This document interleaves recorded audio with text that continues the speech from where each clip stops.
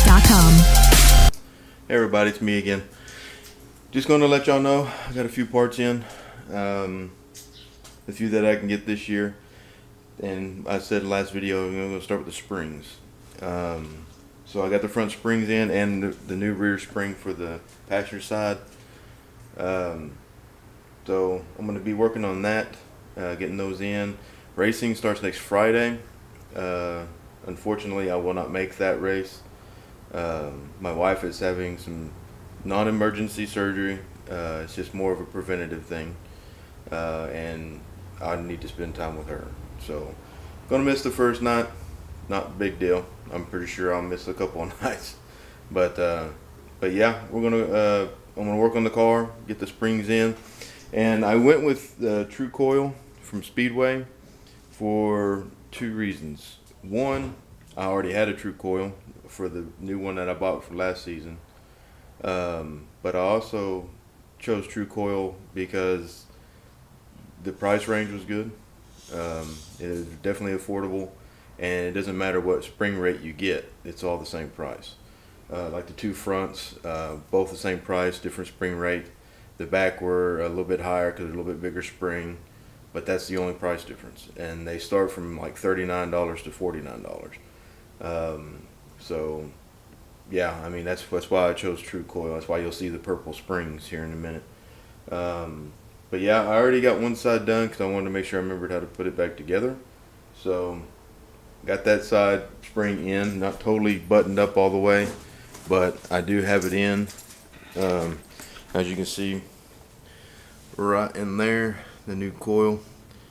Again, went with them because of price and affordability.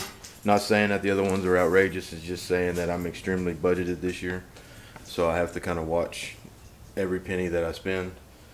But yeah, I'm gonna get this side in.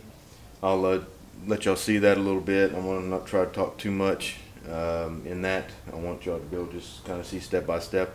And if I see something that I might bring up, something that might come up, then I'll mention it. But yeah, let me get everything ready over here, get all the tools over here, and then I'll start showing you. All right, give me one sec. Okay, before I get to putting this in, I think I should mention what the spring rate is for those who don't know.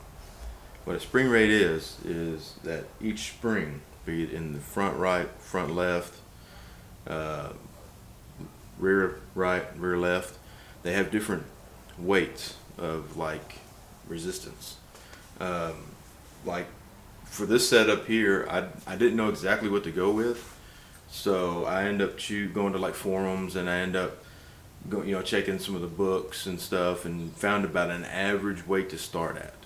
A lot of people were recommending this weight, so I went with it, and it ended up being kind of average what everybody was saying anyways. So I was going with a 700 spring rate on the driver front, and then this side here is a 650 spring rate. And what that is 700 pound resistance, and this is a 650 pound resistance. And then the back, I went a little higher on the back than what they were saying, mainly because of my heavy butt. So I went with a 250 instead of a 200. And then this side here, I went with what they said, which was a 175. The back's a little bit lighter because you have to remember it doesn't have the weight of the motor and everything else on it. A lot of the weight is on the front. That's why you have higher rate springs. The back, it's got weight from the fuel cell and stuff, but nothing like what the motor and all that weighs. So, and you adjust these rates according to how you want the characteristic of the car to handle. Like you want more pressure coming up, pushing the car that way or pushing it this way. Really depends on what you need to get the car comfortable to what you drive and how you drive. But that's what I went with. I went with a 700, 650, 250, and a 175. Again, most of those weights are just based on forums and what everybody was saying would be a good place to start. It might hit on the head. It might be a little off. It's a good place to start. The springs that were in there were two different sizes. I don't exactly remember where those came from, but the weights weren't too far off from that.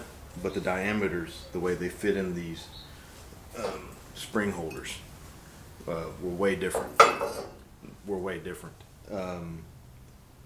The spring holder sets down inside a little bit further, so it's going to change the height, which is a major thing too. So you kind of want to make sure the heights are about as equal as possible between the two sides. So I went with the same diameter on both sides. That way those spring perches sit similar, identical as possible.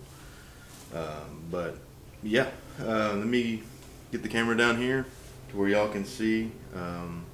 Put this coil in and y'all see how it goes in. It's not hard. It's not that bad on these cars.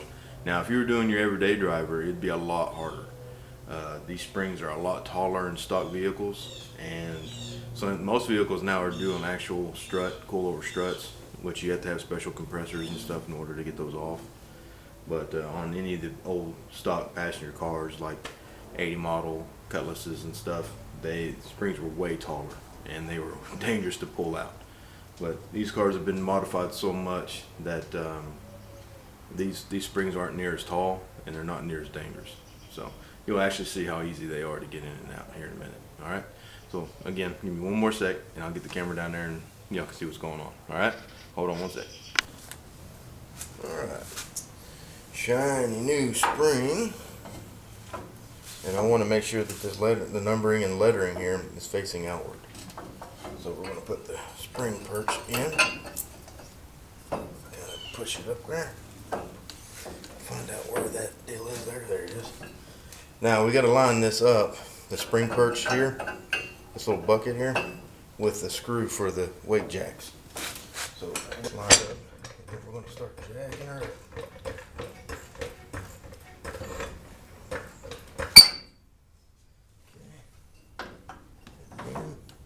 Look, we're getting close. All right. Spring perch is in. Got a little rub there. I don't know what that's from. Figure that out in a minute. But yeah, okay. I don't know what all y'all can see from that angle, so I'll pick it up a little bit. But yeah, see if I can see the spring perch. Trying to get the light down in there where you can see it. Okay. See that threaded bolt in that little hole right there?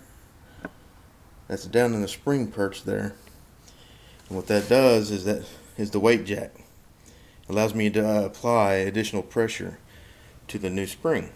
That way we can kind of dial the car in a little bit more. But yeah, that's the spring in the perch, in its holder, into the top holder right there. Alright, let me get this A-arm now, which is this piece right here. This is the upper A-arm, and I got to get it back into the spindle bolt, which is right here. Right here. Alright, let me get that lined up. I'll put y'all back over here. Hopefully y'all can still see a little bit. I think I got that angled up enough.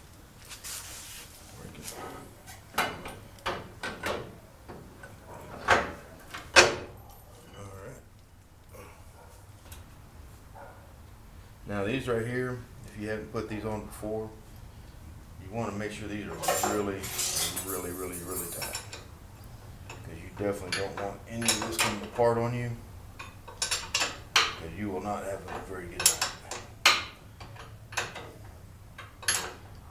And you probably end up taking a few more other people with you, and they're not going to help you. So make sure those are super snug, super tight. And that buttons that up right there. Alright, if you notice, I haven't put the brake calipers back on. I've done that in order to kind of keep the car easier to roll, because I need to get this motor out, which I'm going to have to back it out and drain the water and stuff out of it, and then be able to push it back in here. And it's a very heavy vehicle. I don't want any resistance at all. Probably be pushing by myself, or might have to get hold of my nephew and to come over and help me push it back in. But yeah, that's the spring installation.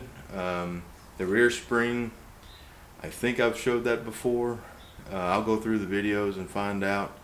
If I haven't, then y'all be seeing that on the next vid. Alright, I'm going to finish buttoning these up.